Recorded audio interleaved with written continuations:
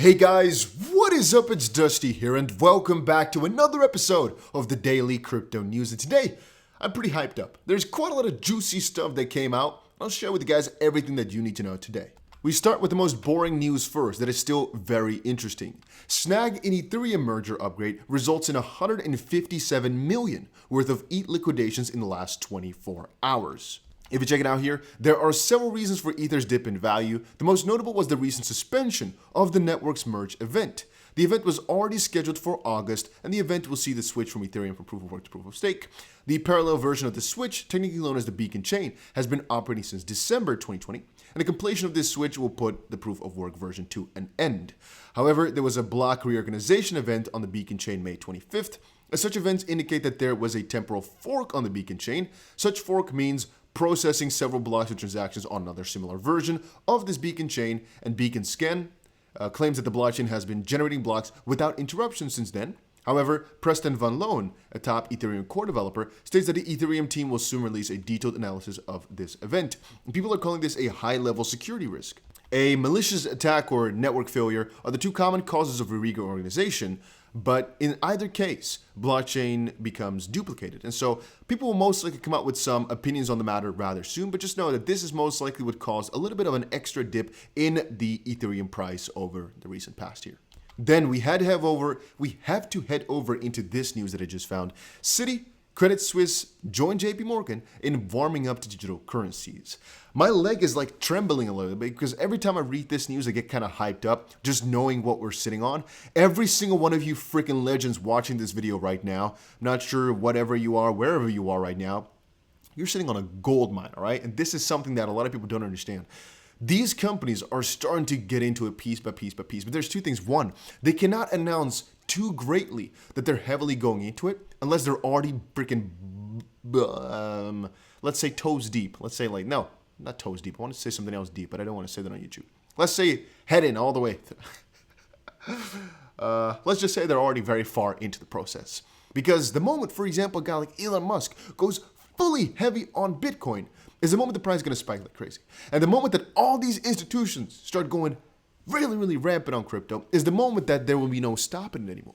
So these guys got to build out their ecosystems, parsing the crypto space first before giving the complete green light, which is why I sometimes think that JP Morgan has such these crazy opinions. There's some chiefs that are at JP Morgan that think this crypto stuff is garbage, but there's also most likely a lot of them which think it's a gold mine.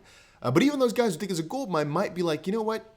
It's not really bad that we sometimes put that it's garbage because, well, that kind of keeps the audience neutral, which even though we're doing a lot of different things, it keeps the people like of a brain or a head it keeps them on a level of thinking, yeah, we're not really thinking this is the future, but we kind of think it's the future, which is why JP Morgan is always all over the place with their predictions on Bitcoin. Sometimes it's very bullish, sometimes it's extremely bearish. It is so crazy.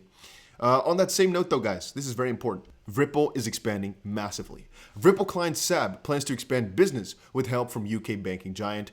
SABB, which runs on Ripple, has signed an MOU with HSBC in order to expand its business in Saudi Arabia. One thing so many people come up to me with is these questions about how exactly Ripple will work, how exactly XRP works, and yada, yada, yada. You got to understand this, all right? Ripple, I need to get the, wait, give me a second. Ripple is getting the connections everywhere. And it's going to just kind of go like a spider web or so of things, where you're not going to be able to look at the financial system and not see Ripple at almost every freaking corner. Guys, if you only understood how freaking bullish I am on XRP, you would, oh my days. Again, one thing to make clear, I don't only hold XRP. That does not take away that I'm extremely freaking bullish on this crypto, man. I get excited whenever I read these partnerships that are being made, even though this is not by definition, utilize XRP or anything like that. It's just a partnership that's being set in stone. I see that Ripple name everywhere. I'm thinking, damn, these guys are good and getting themselves into every single wedge of the financial system. You got to understand. They're not trying to be just one small little investment bank on the left. No, they're trying to filter themselves into every single corner. That's why I was so excited about the CBDC ledger over on Ripple, for example. This new private ledger that mostly will run the CBDCs on there.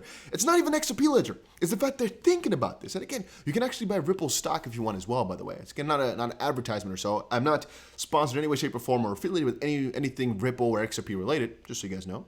Yeah, I'm always excited whenever I read that. A couple other things. Charles Hoskinson emphasized that Cardano is focused on doing regulated business. He believes that the Cardano ecosystem does not frown at regulations, which I think is good. You know, one thing that I always like about the Ripple lawsuit is that it will kind of bring crypto regulation in the US to a really big, next point. But Cardano and a lot of other cryptos, they want to be compliant as much as possible and regulated business in the sense that you are working with regulators, but also, I guess, making regulations easier, making them better and whatnot, and work through that. The regulation business next to doing regulated business, so to speak.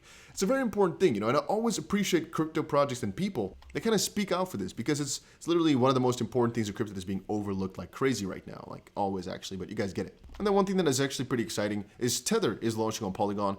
It's not as if you're going to use this every single day, but it's the expansion as well of the crypto space. This is getting bigger and bigger and bigger and bigger. By the way, in terms of Bitcoin price, right now we're seeing a nice little juicy pump. It's not too crazy, but over the last 4 hours here, we've actually been doing quite well. If I'm going to make a trade, I will always do it on Bybit. And actually, the big competition is starting up. So if you guys have not made yourself a Bybit account yet and you've not got any money in there yet, again, guys, I'm not trying to give you financial advice here. All I'm trying to say is this is a crazy opportunity. The whole Bybit thing through the trading competition that's coming up, it's going to be freaking massive. It's going to be crazy. I'll get you guys all the information that you need. But if you don't have a Bybit account yet and you're eligible for it, make sure you check it out as you have crazy bonuses over on that website. I'll also be sharing a lot of different news, not necessarily news, I guess more so price action or so over on Twitter and in my Telegram. I've been a little bit away from the Telegram for just a second because I'm thinking of the best way to structure this and go massively and really give more of my trades out there. Right now it's more technical analysis, but I want to really put my trades in there, but that's a lot of work. So I'm trying to figure out the best way to go ahead and do that eventually. But for right now, yeah, just make sure you go ahead and join it because it will always be better to already be in there rather than not. So yeah. Then again, guys, that was it for my quick little video right here. The only last thing I want to quickly state is about Metaverse. The only problem is, guys, the pre-sale is closed. Pre-sale has been finished since we reached our goal. We will soon be back with further information for additional crowd sale rounds. I want you guys to know this, all right?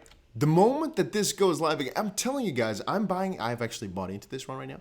I'm going to be buying it most likely once it comes out a little bit if I see the progress in the way in which they're trying to do this. I described to you guys before, they have some pretty good damn plans, right? They have pretty good damn plans, but the way in which I'm thinking about them, it's like they have a very big potential to make it really big. So again, they are doing this sponsor over on Tencent. Almost every single crypto that goes through that process does extremely well over a little bit of a period of time. Most of them launch really well, but you can't necessarily expect that or think is necessarily going to do that. But over little periods of time, they've all done extremely well, which is why I tell people, get a look at these projects. Always check out Tencent for whatever they're launching because they are freaking beasts at it. These guys, again, it's a metaverse, so they have plans and whatnot. We don't know how it's all going to materialize. So you can wait for it a little bit. For example, buy it on the open market if you want to, if you think, oh, it's a good thing. Then again, I am personally going to be like this, I buy the sale as soon as possible and I kind of see how it goes on launch. And if it goes really, really crazy, you don't want to miss out on that one, So let's see. If they go for another crowd sale, I might actually buy a little bit more because right now it was a little maximum of, I think, maybe 5,000 or so, $500. I don't remember exactly what the maximum on that was.